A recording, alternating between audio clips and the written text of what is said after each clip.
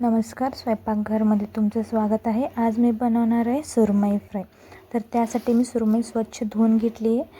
त्याला मी पहिलं 15 मिनिट कोकम आगळ लावून ठेवणार आहे। 15-20 मिनिटं व्यवस्थित लावून घ्यायचे। दोन्ही बाजूला माशांच्या कोकम आगळ लावून घ्यायचे, सिरप नाही।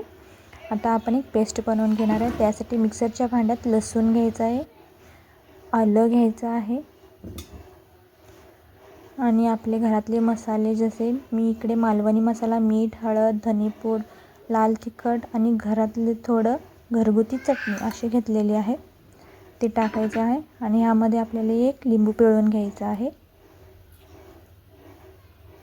लिंबू पिळून झाल्यानंतर वाटण फिरवून घ्यायचं आहे। एकदम बारीक अशी पेस्ट बनवायची आहे। तुम्हाला दिसाली स्क्रीनवर अशी एकदम बारीक पेस्ट बनवायची आणि माशाच्या दोन्ही बाजूलाही व्यवस्थित लावून घ्यायचं आहे आणि अर्ध्या तासासाठी मॅरिनेट करून ठेवायचं आहे।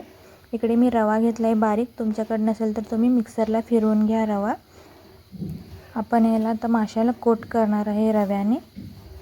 दोन्ही बाजूला व्यवस्थित कोट करून घ्यायचं आहे आणि ह्या रव्यामध्ये मी थोडंसं मीठ आणि चटणीसुद्धा टाकलेली आहे। इकडे तेल गरम झालेलं आहे, त्यामध्ये आपण मासा तळून घेणार आहे। दोन्ही बाजूनी मस्त कुरकुरीत मासा तळून घ्यायचा आहे। बघा कसं छान झालं आहे आपला मासा, व्यवस्थित तळून झाला। तुम्हाला ही रेसिपी आवडली असेल तर नक्की सबस्क्राईब करा आणि कमेंट करून सांगा की तुम्हाला कोणता मासा आवडतो।